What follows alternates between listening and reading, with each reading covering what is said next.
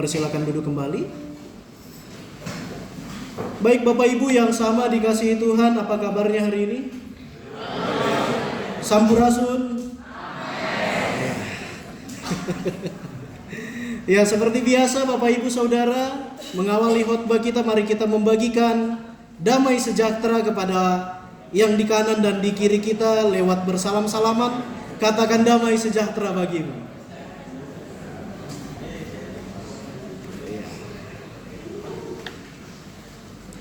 Baik Bapak Ibu Saudara yang sama dikasihi Tuhan, kesetiaan kalau kita melihat hari-hari ini mungkin bisa kita katakan adalah menjadi harga yang mahal. Kenapa dia bisa menjadi harga yang mahal? Karena saat ini mungkin kita melihat bahwa banyak sekali orang-orang yang tidak setia. Baik di dalam keluarga, baik di dalam masyarakat, ataupun bahkan di dalam gereja. Bapak Ibu Saudara, ketika kita melihat itu semua, apalagi mungkin ketika kita membaca bagaimana berita-berita yang terjadi di dunia media sosial yang saat ini kita lihat, atau bahkan di depan mata kita sendiri, kita melihat ketidaksetiaan itu. Namun kita akan belajar bersama bagaimana Elisa setia kepada tuannya, kepada adonnya, yaitu adalah Elia. Pertama Bapak Ibu Saudara, kalau kita melihat kitab 2 Raja-Raja ini, yang pastinya dia adalah lanjutan dari kitab 1 Raja-Raja. Kurang lebih kitab 1 dan 2 Raja-Raja adalah kitab yang termasuk dalam kitab sejarah. Dia merekam bagaimana sejarah kerajaan-kerajaan Israel. Kemudian 2 Raja-Raja ini memiliki tujuan kenapa dia ditulis,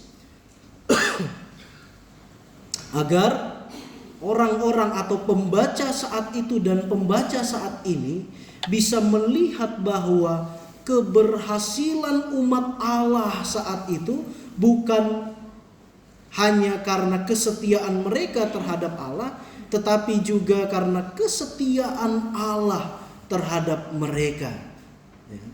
Jadi berhasil atau gagalnya umat pilihan waktu itu, orang-orang Israel waktu itu, kita tahu bersama di masa lalu Bapak Ibu Saudara, orang-orang Israel seringkali atau kerap kali berperang ketika mereka memasuki tanah perjanjian.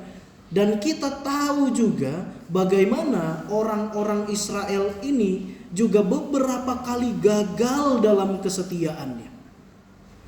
Oleh karena itu, kita nantinya akan bersama-sama belajar bagaimana seorang Elisa bisa setia. Bapak Ibu Saudara yang sama dikasihi Tuhan, kesetiaan dalam perjanjian lama menggunakan kata emunah dalam bahasa Ibrani. Emunah bisa berarti kokoh, tidak tergoyahkan, dan tidak berubah.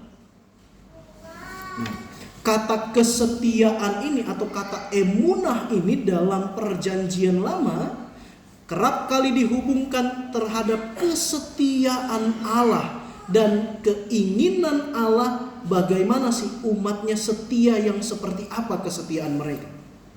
Makanya kesetiaan yang diinginkan Allah terhadap umat Tuhan adalah kesetiaan yang kokoh, tidak tergoyahkan, dan juga tidak berubah.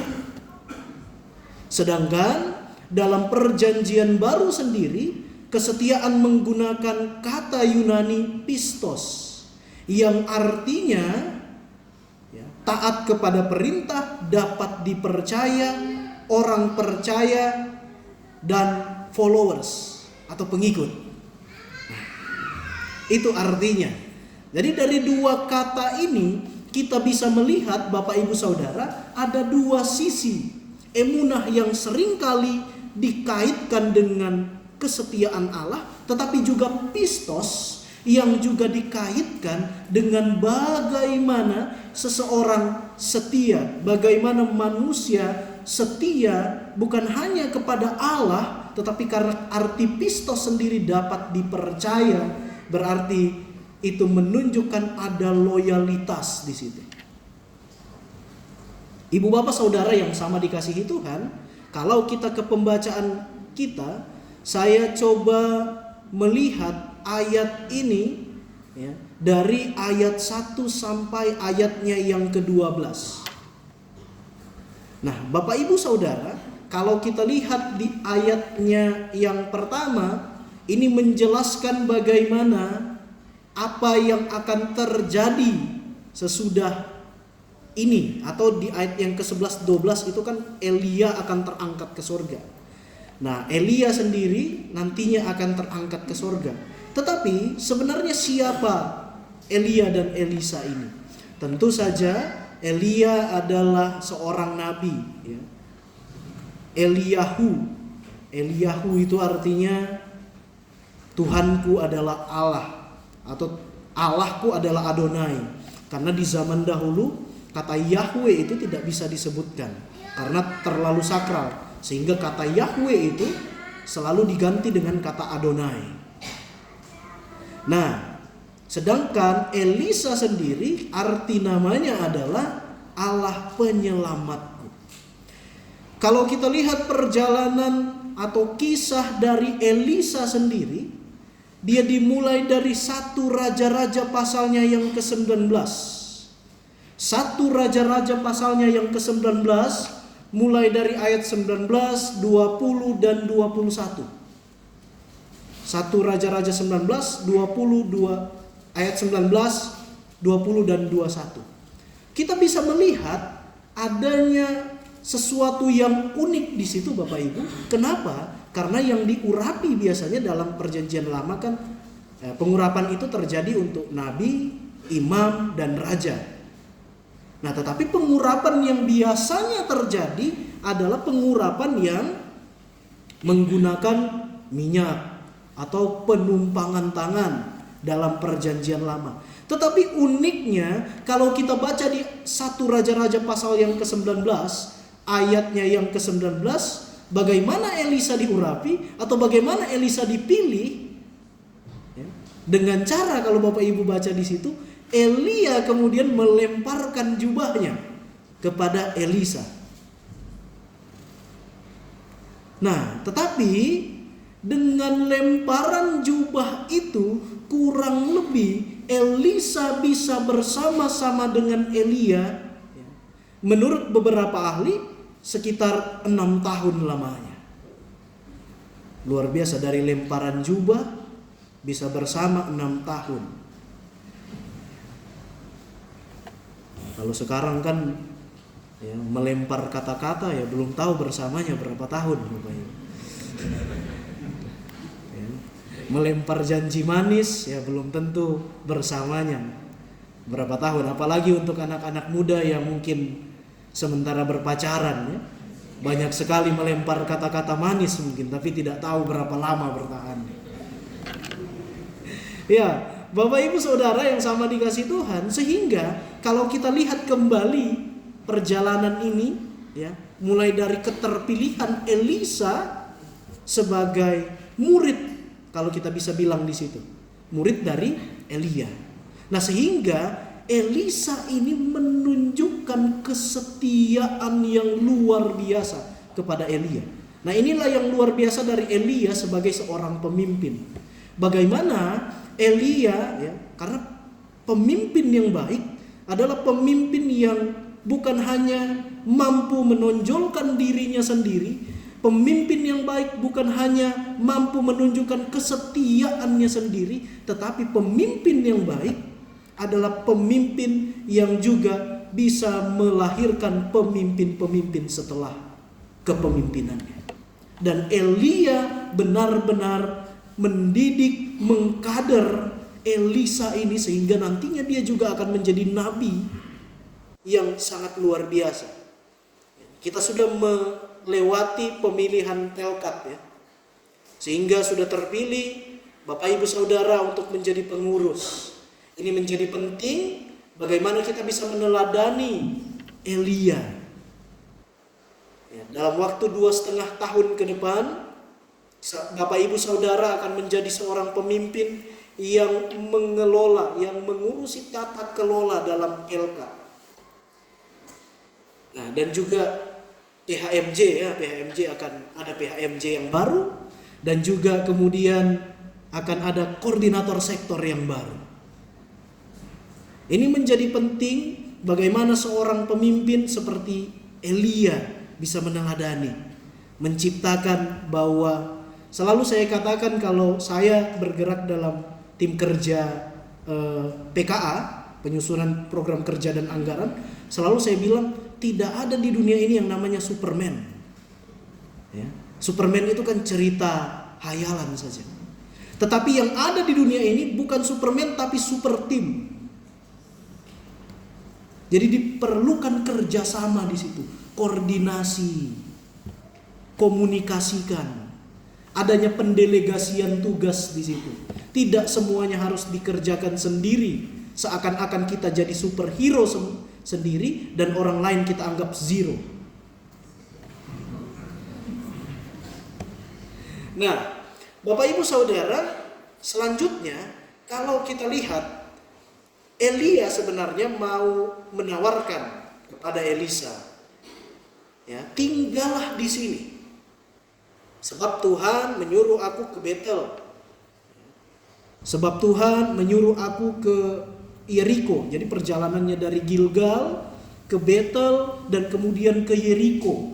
3 kali Elia menyuruh, sudah Elisa tinggal saja di sini.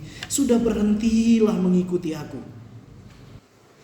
Tetapi jawaban yang luar biasa, jawaban yang menunjukkan loyalitas yang luar biasa ditunjukkan oleh Elisa dengan mengatakan, demi Tuhan yang hidup dan demi hidupmu sendiri, sesungguhnya aku tidak akan meninggalkan engkau. Ini kesetiaan yang luar biasa. Kenapa kesetiaan yang luar biasa? Karena ini mau menunjukkan bahwa Elisa itu adalah orang yang setia kepada utusan Allah, kepada Elia, menemani Elia dalam setiap pelayanannya, menemani Elia dalam setiap pekerjaannya. Ini yang Elia tunjukkan di ayatnya yang kedua, 4 dan 6. 3 kali Bapak Ibu. Tawaran ini sudah 3 kali. Tetapi kemudian ya, kalau kita lihat di ayatnya yang ketiga dan ayatnya yang kelima, ayatnya yang ketiga dan ayatnya yang kelima seakan-akan ada godaan, bukan godaan, tapi sebenarnya rombongan dari murid Nabi ini mau menyampaikan kepada Elisa, sudahkah engkau tahu tuanmu Elia hari ini akan diangkat Tuhan ke surga? Elisa menjawab, aku juga tahu, diamlah. Ini jawaban yang sangat-sangat buat saya sangat merefleksikan jawaban ini. Saya sangat-sangat merenungkan jawaban ini. Kenapa? Berarti Elisa sudah tahu dia akan kehilangan Elia. Berarti Elisa sudah tahu dia tidak akan bersama-sama lagi dengan Elia. Tetapi sesungguhnya aku tidak akan meninggalkan engkau adalah jawaban yang merupakan jawaban yang komitmen dan konsisten dari seorang Elisa. Sehingga walaupun murid Nabi sudah mengatakan bahwa sudah Tuanmu sudah mau diangkat ini, jadi sudah tidak usah mengikuti lagi. Bayangkan Bapak Ibu ketika kita menjadi Elisa, Ketika kita menjadi Elisa dan kita sudah tahu ya, sebenarnya ini banyak terjadi, umpamanya kita sudah tahu akhirnya akan seperti apa, tetapi mampukah kita setia? Elisa sudah tahu akhirnya dia akan berpisah dengan Elia. Tetapi Elisa benar-benar menunjukkan kesetiaan itu kepada Elia karena dia tahu Elia adalah hamba Allah. Nah, ibu bapak saudara yang sama dikasihi Tuhan, kalau kita lihat kenapa sih Elisa menjawab seperti itu? Artinya apa? Kalau Elisa hanya fokus dengan rasa sakit akan ditinggalkan, rasa kehilangan akan ditinggalkan, rasa duka yang mungkin berkecamuk dalam jiwa Elisa waktu itu, saya akan ditinggalkan oleh Tuanku lebih dulu ke sorga. Mungkin Elisa akan meninggalkan, atau Elisa akan tinggal saja di Gilgal, atau enggak tinggal di Betel saja. Tidak perlu mengikuti Elia sampai akhir. Tetapi yang Elisa tunjukkan adalah dia tetap ikut sampai akhir. Artinya apa? Dia tidak fokus terhadap rasa sakit yang dia alami. Dia tidak fokus dengan rasa kehilangan, tetapi dia fokus dengan apa yang dia sudah mendapatkan tanggung jawab dari awal, sehingga dia mau loyal, dia mau setia, dia mau taat sampai akhir. Sehingga seruan Elisa di ayatnya yang ke-12, Bapakku, Bapakku, kereta kuda Israel, seakan-akan mau menunjukkan bahwa Elisa mau mengatakan, saat ini saya sudah melihat Elia naik ke surga dan saya sudah taat dan setia sampai akhir. Di ayatnya ke-9 dan ke-10 kita melihat bahwa ada permintaan dari Elisa di situ, di mana Elisa meminta bahwa biarlah dia diberikan 2 roh. Ya, artinya ini adalah biarlah Elisa juga diberikan hikmat dan kebijaksanaan yang juga dimiliki oleh Elia tuannya. Ibu bapak saudara, demikian firman Tuhan ditafsirkan bagi kita. Sekarang apa yang hendak kita lakukan dalam kehidupan kita setiap hari dalam menjalani kehidupan ini? Yang pertama, kita harus memiliki kesetiaan terhadap sesama kita. Memiliki kesetiaan terhadap sesama kita berarti dalam ruang lingkup yang berbeda-beda.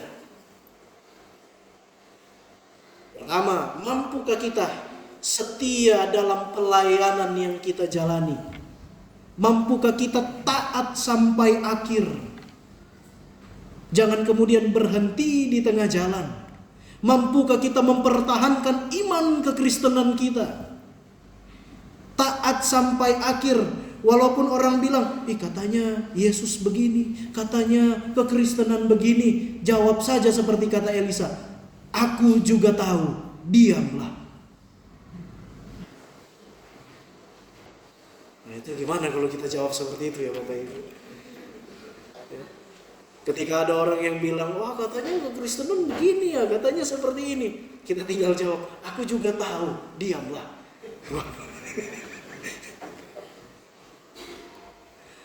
Tetapi kemudian ketika mungkin ada banyak godaan ya dalam gereja, dalam masyarakat untuk kita tidak setia, mari kita tetap mengatakan kepada Tuhan Yesus Kristus bahwa sesungguhnya aku tidak akan meninggalkan engkau. Katakanlah juga ini kepada suami kita, istri kita, anak-anak kita, orang tua kita, kaum keluarga kita. Ya. Kalau masih pacaran memang masih diragukan. Ya. Susah untuk mengatakan sesungguhnya aku tidak akan meninggalkan engkau. Ya. Tapi ketika orang tua dan anak, anak dan orang tua, suami dan istri, seharusnya perkataan ini muncul. Sesungguhnya aku tidak akan meninggalkan engkau. Sehingga ketika perkataan ini muncul, kesetiaan itu akan tetap bergelora di dalam kehidupan kita. Cinta kasih yang adalah akibat dari sebab dan akibat dari kesetiaan itu tetap akan melekat di dalam kehidupan kita. Bagaimana kita tetap setia kepada di dalam keluarga, di dalam gereja kita. Ya, ini penting kesetiaan di dalam gereja, Bapak Ibu. Ya. Bagaimana kemudian kita bisa loyal terhadap pelayanan yang kita jalani saat ini, ya. Kalau di perusahaan kan ada yang namanya loyalitas, ada ya, ada ya. Nah, kalau di perusahaan saja, ya, karena Cikampek kan kota industri, ada Bapak Ibu Saudara yang mungkin ada kerja di pabrik, ada yang di jajaran direksi dan sebagainya. Nah, itu kan punya loyalitas. Kalau di perusahaan saja punya loyalitas, bagaimana loyalitas kita juga harus punya di dalam gereja kita, GPIB Shalom Cikampek. Mungkin akan ada orang yang mengatakan, oh seperti ini GPIB Shalom Cikampek akan seperti ini. Tetapi saat itu sama seperti yang tadi saya katakan bahwa kita juga tahu persoalan itu, kita juga tahu pergumulan itu. Diamlah. Wah, anak-anak pemuda ketawa-ketawa, ada apa ini? Ya. Sehingga kesetiaan itu melekat kepada kita. Dengan kita menunjukkan kesetiaan kepada sesama, kepada gereja, kepada pelayan Tuhan, kepada pemimpin kita, sama dengan kita menunjukkan ketaatan kita kepada Allah. Karena setialah dalam perkara-perkara yang kecil, maka kita akan diberikan tanggung jawab untuk ada dalam perkara-perkara yang lebih besar. Oleh karena itu, mari tanyakan kepada diri kita, sudahkah kita setia? Sudahkah kita kokoh? Seperti kata Ibrani tadi, emunah. Seperti kata pistos tadi, sudahkah kita dapat dipercaya? Sudahkah kita loyal? Atau jangan sampai kesetiaan kita kerap kali luntur oleh karena banyak godaan. Jangan sampai ketaatan kita itu hanya kita perlihatkan saat di gereja saja, tetapi di luar itu kita jadi orang yang tidak taat. Firman Tuhan mengingatkan kita. Mohon maaf kalau ada Bapak Ibu yang tersinggung oleh karena firman yang diberitakan. Vikaris cuma copy paste dari ceritanya Elia dan Elisa. Jadi kalau mau disalahkan, silakan salahkan. Cuma copy paste Bapak Ibu apa yang disampaikan di dalam Alkitab. Oleh karena itu, biarlah Roh Kudus yang akan menolong kita, memampukan kita untuk melakukan firman-Nya dalam kehidupan kita setiap hari. Amin.